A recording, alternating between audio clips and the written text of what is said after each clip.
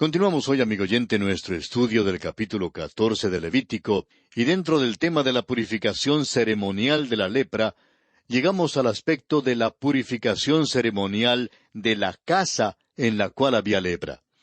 Comencemos leyendo los versículos 33 al 36 de este capítulo 14 de Levítico.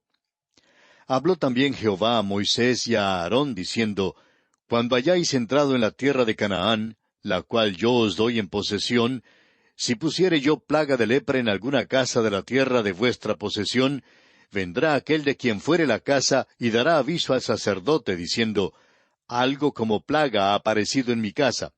Entonces el sacerdote mandará desocupar la casa antes que entre a mirar la plaga, para que no sea contaminado todo lo que estuviera en la casa. Y después el sacerdote entrará a examinarla. Debemos confesar que nos parece cosa rara esto de encontrar lepra en una casa. Es difícil saber exactamente qué es lo que significa esto. Quizá fuera algún tipo de moho, putrefacción seca o destrucción por comején. En todo caso, el sacerdote tenía que examinar la casa para ver si descubría manchas verdosas o rojizas, y luego volver a examinarla 7 días más tarde para ver si la plaga se había extendido. El cuadro que presenta esto es que vivimos en una casa vieja aquí, la cual es nuestro cuerpo físico. Y vivimos en este mundo que también está contaminado por el pecado. La casa vieja en que vivimos está llena de lepra espiritual. Hay 3 períodos en la purificación ceremonial de una casa. En primer lugar, la casa era desocupada de todos sus muebles y ocupantes. Luego el sacerdote venía para inspeccionar la casa y luego la cerraba por 7 días antes de hacer otra inspección. Si después había indicio o señal de la lepra, se quitaba el enyesado de la parte infectada y se quitaba las piedras morbosas. Ahora, si el sacerdote encontraba vestigios de la infección en la casa renovada, entonces la casa entera tenía que ser derribada. Sabemos que habrá un tiempo cuando Dios demolerá esta tierra que está tan manchada de lepra. La va a reconstruir, la va a hacer limpia. La Biblia dice categóricamente que habrá un nuevo cielo y una nueva tierra que serán libres de pecado. Y llegamos ahora al último aspecto dentro del tema de la purificación ceremonial de la lepra. Este aspecto es la ley ceremonial para la purificación de la lepra y los flujos de la carne. Leamos ahora los versículos 54 al 57 de este capítulo 14 de Levítico. Esta es la ley acerca de toda plaga de lepra y de tiña, y de la lepra del vestido y de la casa, y acerca de la hinchazón y de la erupción y de la mancha blanca, para enseñar cuándo es inmundo y cuándo limpio. Esta es la ley tocante a la lepra. Esto parece ser una ejecución enfática de la ley con respecto a la purificación de la lepra. Fíjese usted que el propósito principal del ritual era para enseñar. La última parte del versículo 57 dice, para enseñar cuándo es inmundo y cuándo limpio. Esta es una gran lección espiritual y es para nuestra enseñanza. Usted, amigo oyente, y yo tenemos lepra espiritual. Si usted o yo fuéramos al cielo sin Jesucristo, sin confiar en Él, tendríamos que clamar, inmundo, inmundo, y seríamos echados fuera. Pero en Cristo somos aceptados en el amado. Amigo oyente, ¿dónde está usted hoy en día? ¿Es usted leproso que ha venido a Jesucristo para ser limpiado? ¿O está todavía inmundo? ¿Qué más espera? Cristo ya murió y resucitó por usted y le llama con sus brazos abiertos para que venga tal cual es y reciba el perdón y la limpieza completa de sus pecados. Le exhortamos a aceptarle ahora mismo, personalmente, como su propio Salvador y Señor absoluto de su vida. En esta forma, amigo oyente, llegamos al final de nuestro estudio del capítulo 14 de Levítico. Y entramos ahora al capítulo 15. En este capítulo veremos que los flujos simbolizan la contaminación repulsiva del pecado oculto o secreto. Ya hemos estudiado 2 capítulos sobre el tema de la lepra. Hoy en día oímos hablar mucho en cuanto a la contaminación ambiental, pero hay también una contaminación espiritual y moral de nuestras almas, de nuestras mentes y de nuestra vida entera. Estos flujos son sumamente contagiosos e infecciosos y nos revelan la gran perversidad del pecado. La naturaleza humana no es tan solo corrupta, sino también corruptora. Este capítulo pone un espejo ante nuestra naturaleza, y después de darnos una mirada, no hay ninguna carne que pueda gloriarse delante de Dios. Uno creería que la lepra era la peor de todas las enfermedades, pero en realidad no era tan contagiosa ni contaminadora como los flujos que estudiaremos ahora. Quisiéramos citar del Dr. Leiker, quien es una autoridad en cuanto a la lepra. Él dice: la lepra es causada por pequeñísimos microbios que se llaman bacilos de lepra y que solo pueden ser vistos por medio de un microscopio. Los bacilos fueron descubiertos en el año 1873 por el médico noruego Hansen, y es por eso que la lepra a veces se la llama la enfermedad de Hansen. Estos bacilos están presentes en grandes cantidades en la piel de ciertos tipos de leprosos. Pasan de estos a la piel de personas saludables, principalmente mediante el contacto físico. Entonces, entran en la piel a través de heridas y rasguños o pequeños arañazos donde pueden vivir y propagarse. Solo los enfermos infecciosos, aquellos que tienen muchos bacilos en la piel, pueden propagar la enfermedad. Muchos enfermos de la lepra ya no tienen bacilos en la piel y por eso no propagan la enfermedad. Prosigue el Dr. Leiker ampliando su conocimiento en cuanto a esta enfermedad y dice: baños frecuentes, el lavar de la ropa y el guardar limpia la casa, todos ayudan en la prevención de la enfermedad, porque muchos bacilos pueden ser quitados mediante el lavado con agua y jabón antes de que entren en contacto con la piel. Lo importante es el evitar el contacto físico con casos infecciosos de la lepra. Los microbios no pueden ser transportados por el aire ni por los insectos. No hay prueba alguna de que la lepra sea propagada por otras maneras. Sin embargo, existe la posibilidad de que la enfermedad se propague ocasionalmente por otros medios diferentes al del contacto físico. Se puede usar la ropa del enfermo, la estera de dormir, las herramientas, etcétera, sin peligro alguno, con tal que sean lavados con agua caliente y con jabón, y que hayan estado en el sol por lo menos unas 24 horas. No hay peligro en visitar los hogares de los enfermos de lepra, ni aun en darles la mano, pero uno debe lavarse bien las manos después. No hay razón alguna para temer a la lepra si se toman en cuenta estas precauciones. Hasta aquí la cita del Dr. Leiker. La lepra era una enfermedad que no podía ser guardada en secreto por mucho tiempo. Se producía lentamente, pero por fin brotaba. Pero por otra parte, los flujos podrían ser guardados en secreto por toda la vida. Estos simbolizan los pensamientos del hombre, tanto como el hecho mismo del pecado visible. En Génesis capítulo 6, versículo 5 leemos: y vio Jehová que la maldad de los hombres era mucha en la tierra, y que todo designio de los pensamientos del corazón de ellos era de continuo solamente el mal. Esto tiene que ver con aquella parte de la naturaleza humana que es corrupta, que es inmunda, que afecta a otros. En Job capítulo 14, versículo 4 leemos: ¿quién hará limpio a lo inmundo? Nadie.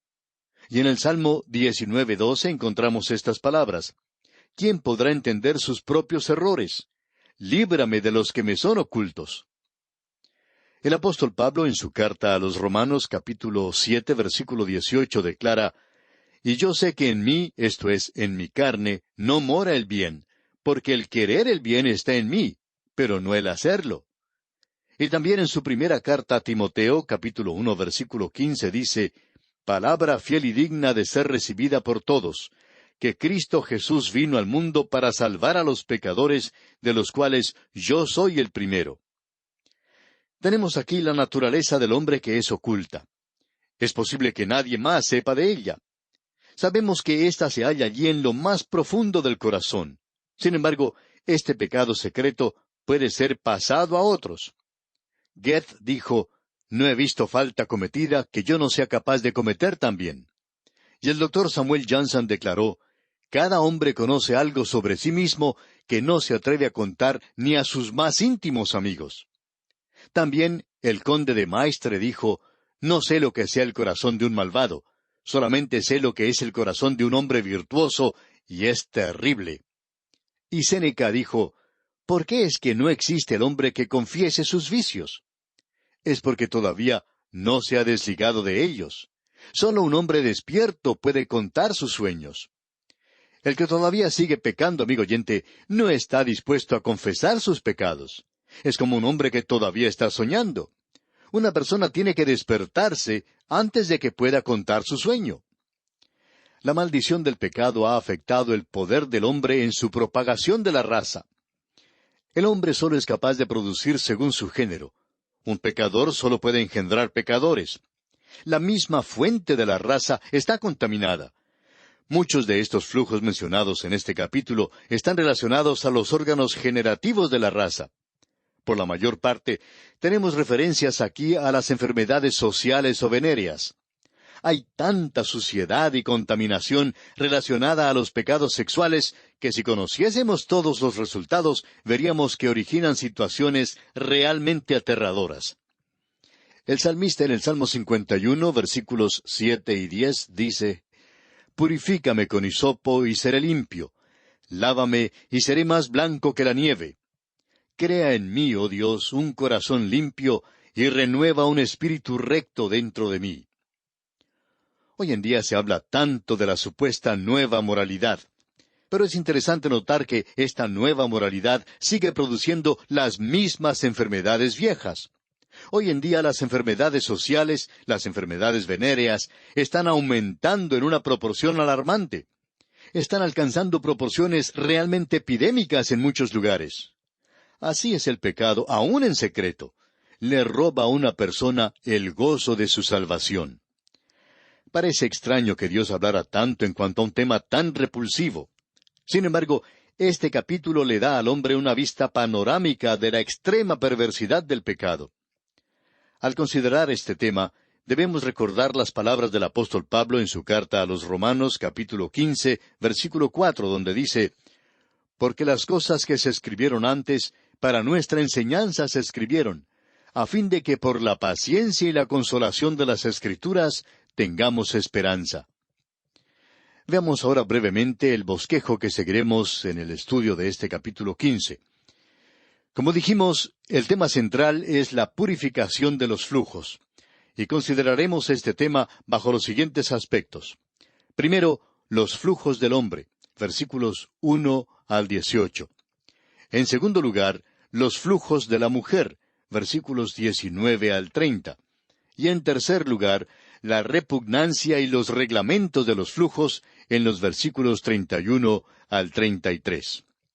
Comencemos pues con los flujos del hombre. El primer versículo de Levítico 15 dice: Habló Jehová a Moisés y a Aarón, diciendo. Ahora notemos primeramente que Dios se dirigió tanto a Moisés como a Aarón. En el capítulo anterior, donde la ley para el leproso estaba bajo consideración, Dios se dirigió solamente al legislador, Moisés. Aarón, como sumo sacerdote, era un cuadro profético de nuestro gran sumo sacerdote. Solo el Señor Jesucristo puede dar el consuelo y la comprensión a los afligidos, al mismo tiempo que les extiende su misericordia y su gracia. Nuestro sumo sacerdote puede compadecerse de nuestras debilidades porque fue tentado en todo, según nuestra semejanza, pero sin pecado. Usted puede leer por sí mismo las siguientes citas: Hebreos 4, 14 y 15, y también Hebreos 2, 17 y 18. Leamos ahora los versículos 2 y 3 de este capítulo 15 de Levítico. Hablad a los hijos de Israel y decidles: Cualquier varón, cuando tuviere flujo de semen, será inmundo, y esta será su inmundicia en su flujo, sea que su cuerpo destiló a causa de su flujo, o que deje de destilar a causa de su flujo, él será inmundo. Este lenguaje gráfico revela cuán nauseabunda, asquerosa, detestable, ofensiva, impura, repugnante y totalmente corrupta y corruptora es la naturaleza humana. La materia o la pus del pecado es lo que brota en el corazón humano. Lo podemos ver en todo nuestro derredor. La contaminación está aquí. No podemos estar con otros en este mundo, amigo oyente, sin que nuestras vidas reciban sus efectos, porque la naturaleza humana no solo es corrupta, sino que también es corruptora. Usted y yo, amigo oyente, nos influenciamos el uno al otro. Usted influye sobre mi vida y yo sobre la suya. No puede ser de otro modo. Usted, amigo oyente, es predicador, aunque no lo sepa, porque está predicando por medio de su vida. Había una vez en una iglesia una dama muy piadosa que tenía un hijo que le gustaba emborracharse. Vivían no muy lejos de la iglesia y se sabía cuando estaba borracho el muchacho por su manera de caminar en la calle. Su madre se angustiaba mucho por todo esto y se sentía mortificada y avergonzada. Así pues, pidió a su pastor que hablara con su hijo. Poco después el pastor vio al muchacho en la calle y lo llevó a su estudio para hablar con él.